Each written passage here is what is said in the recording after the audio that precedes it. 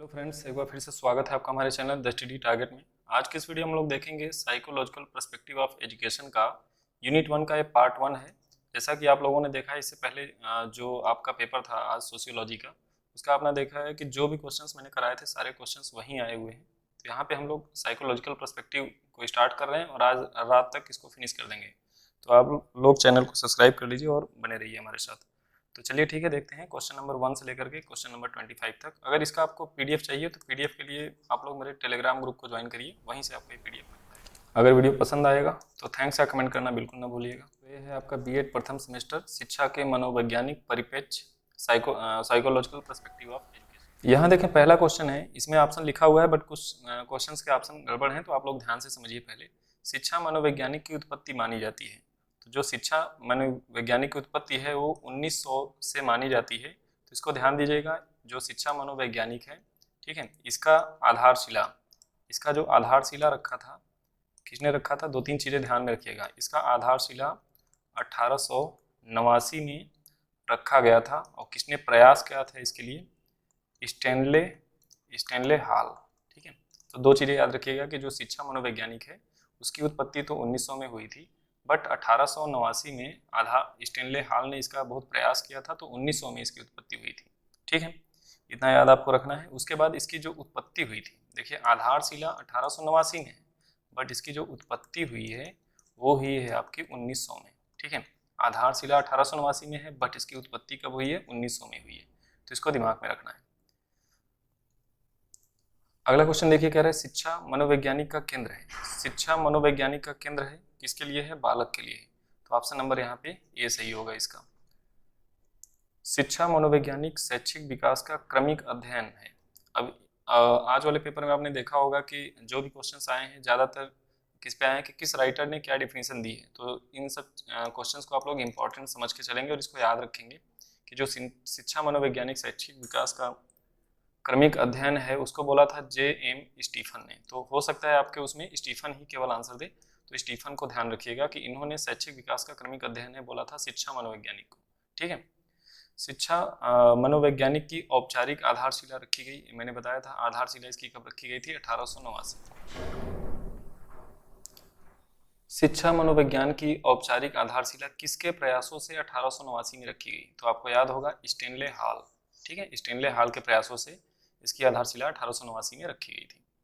शिक्षा मनोवैज्ञानिक व्यक्ति के जन्म से, ध्यान दीजिएगा कि शिक्षा मनोवैज्ञानिक व्यक्ति के जन्म से वृद्धावस्थ तक सीखने के अनुभवों का वर्णन और व्याख्या करता है। तो इसको बोला था क्रो एंड क्रो ने, ठीक है। क्रो एंड क्रो, इसके लिए आप याद रखिएगा कि व्यक्ति जन्म से वृद्धावस्था तक सीखने का अनुभवों का वर्णन और व्याख्या करता है, ठीक है, जो शिक्षा मनोवैज्ञानिक है। तो जन्म और वृद्धावस्था आप याद रखेंगे तो क्रो और क्रो आपको याद रहेगा और ये इंपॉर्टेंट है, आ सकता है। शिक्षा मनोवैज्ञानिक का वर्तमान स्वरूप कैसा है, तो शिक्षा मनोवैज्ञानिक का वर्तमान स्वरूप, इसका देखिए जो शिक्षा मनोवैज्ञानिक का स्वरूप है संकुचित या सीमित नहीं है, ये कैसा है, व्यापक है। तो ऑप्शन नंबर बी यहाँ पे सही होगा। गैरिसन के अनुसार शिक्षा मनोवैज्ञानिक का उद्देश्य है, तो गैरिसन के अनुसार जो शिक्षा मनोवैज्ञानिक है उसका उद्देश्य है व्यवहार का ज्ञान, यानी ऑप्शन नंबर ए यहाँ पे आपका सही हो जाएगा। शिक्षा मनोवैज्ञानिक का संबंध है, तो शिक्षा मनोवैज्ञानिक का संबंध देखिए केवल शिक्षा से है नहीं, केवल दर्शन से है नहीं, केवल दर्शन से नहीं है, केवल मनोवैज्ञानिक से भी नहीं है, सभी विषयों से है। तो शिक्षा मनोवैज्ञानिक का जो संबंध है वो सभी विषयों से है। तो यहाँ पे ऑप्शन डी सही है, ना कि बी है, ठीक है, ऑप्शन डी यहाँ पे। शिक्षा मनोविज्ञान की विषय सामग्री का संबंध है, तो इसका आंसर देखिए विषय सामग्री का संबंध किससे हो जाएगा, शिक्षा मनोविज्ञान का पढ़ना लिखना बोलना सीखना, तो समझिएगा सीखना से है यहाँ पे इसका संबंध, ठीक है। अदरवाइज आप इसको एक बार चेक जरूर करिएगा इस वाले ऑप्शन को। शिक्षा मनोवैज्ञानिक अध्यापकों की तैयारी की आधारशिला है, अध्यापकों की तैयारी की आधारशिला है, ये बोला था स्नीकर ने। तो जहाँ पे अध्यापकों की तैयारी की बात आएगी तो आप याद रखिएगा स्नीकर ने बोला था, ठीक है।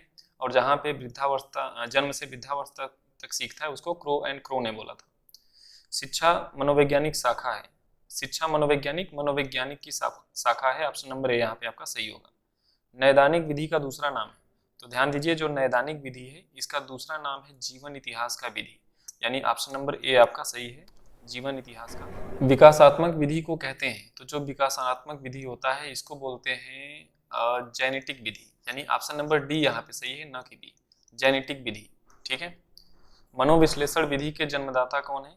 मनोविश्लेषण विधि के जन्मदाता है फ्रायड। तो याद रखिएगा, मनोविश्लेषण विधि के जन्मदाता कौन है? फ्रायड है। किसी विधि में प्रयोग के दौरान व्यक्ति का मस्तिष्क दो भागों में विभाजित हो जाता है, जिसमें एक भाग निरीक्षण करता है एवं दूसरे का निरीक्षण किया जाता है, तो इसको बोलते हैं अंतर्दर्शन विधि। अंतर्दर्शन विधि, इसमें क्या होता है कि जो मस्तिष्क है व्यक्ति का, उसको दो भागों में विभाजित किया जाता है। इसमें एक भाग निरीक्षण करता है और दूसरा क्या करता है? निरीक्षण किया जाता है, तो इसको बोलते हैं अंतर्दर्शन विधि। ठीक है, तो इसको आप याद रखिएगा। और जीवन इतिहास की विधि किसको बोलते हैं? इसमें क्या होता है, व्यक्ति के व्यवहार को पता किया जाता है, उसका व्यवहार कैसा है, फिर उसे उचित मार्गदर्शन दिया जाता है। तो इससे जीवन इतिहास से आप समझ जाइएगा कि उसके व्यवहार को पता किया जाता है कि इसका व्यवहार कैसा है, फिर उसके हिसाब से इसका किया जाता है। और उपचारात्मक क्या होता है कि जैसे कोई व्यक्ति है तो उसका क्या होता है, बीमारी वगैरह को पता किया जाता है, फिर उसको क्या करते हैं, उसका उपचार किया जाता है। तो यहाँ पे उपचारात्मक का मतलब होता है निदान प्लस उपचार। ठीक है, तो ये बस थोड़ी थोड़ी चीजें आप ध्यान में रखिएगा।